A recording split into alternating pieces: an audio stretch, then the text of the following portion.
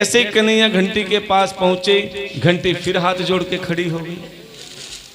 अब कन्हैया कहने लगे, हैरी घंटी, मैं तेते कही थी कि मत बजिए, फिर तू क्यों बजी? घंटी कहने लगी, कन्हैया एक बात बताओ, जब तुमने मटकी में हाथ डाला तो क्या मैं बजी? बजी? बोले नहीं बजी। बोले जब तुमने मटकी में हाथ डाल के ग्वाल बालों को माखन खिलाया तो क्या मैं बजी? बोले ना बजी। बोले जब तुमने बांदरों को माखन खिलाया तो क्या मैं बजी? बोले ना बजी। बोले कन्हैया मैं क्या करती, जब तुमने माखन मटकी में हाथ डाल के अपने मुख में भोग लगाया तो मुझे बजना पड़ा। क्यों? क्योंकि शास्त्रों में ही लिखा है जब भी भगवान को भोग लगता है बिना घंटी के नहीं लगता।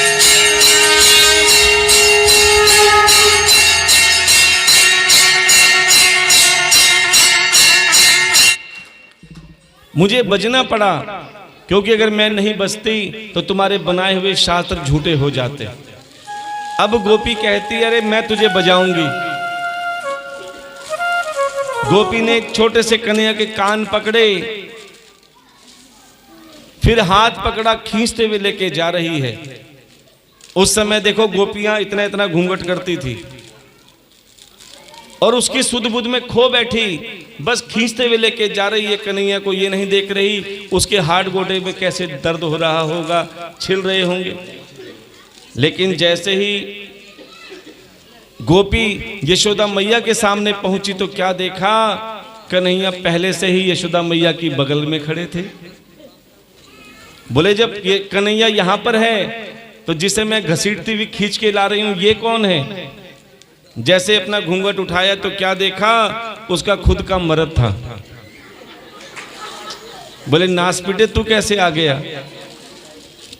अरे बावली, मैं अच्छा वाला काम से टिफिन लेके आ रहा था, जब तू कन्हैया का हाथ पकड़ के ले जा रही थी, कन्हैया ने कहा देख तेरे होते हुए पराये मर्द को ले जा रही है।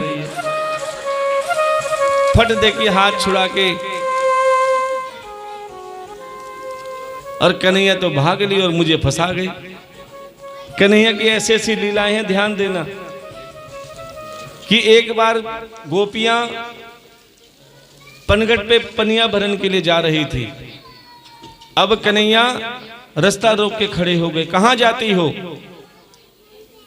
गोपियों ने कहा कन्हैया नेक पानी भरने जा रहे हैं।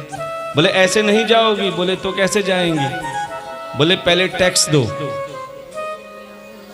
पहले मुझे टैक्स दो।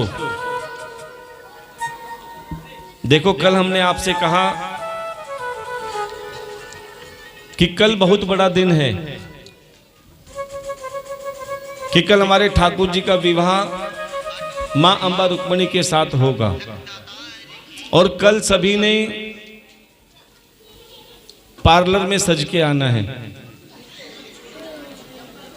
चलो छोड़ो, बेकार में 2-4 हज़ार रुपये लग जाएंगे, क्योंकि ठाकुर जी को पार्लर वाली बहुएं नहीं चाहिए, सुंदर मन वाली बहुएं चाहिए। कहते पार्लर में 2-4 हज़ार लगेंगे, उससे आधे भी तुम अगर कन्यादान में दे दोगे तो प्यारे तुम क्या, तुम्हारा परिवार सज जाएगा।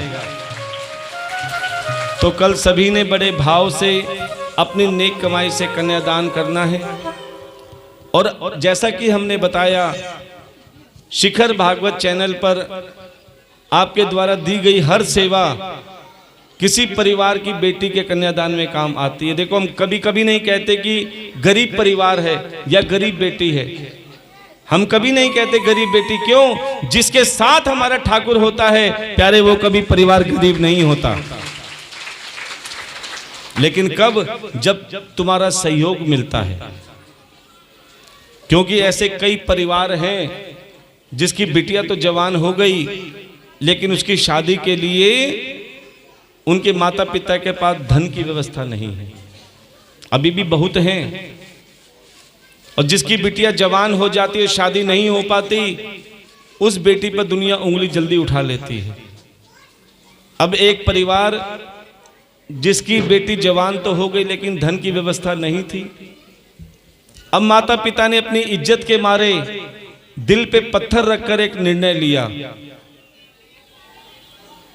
कि इसका कन्यादान तो हम नहीं कर सकते, एक काम करते हैं अपनी बेटी को मार के जमीन में दफना देंगे। कोई पूछेगा तो कह देंगे दूर शादी कर दी। देखो कितना बड़ा निर्णय लिया। अब बेटी आई, मां ने अपने हाथों से उसे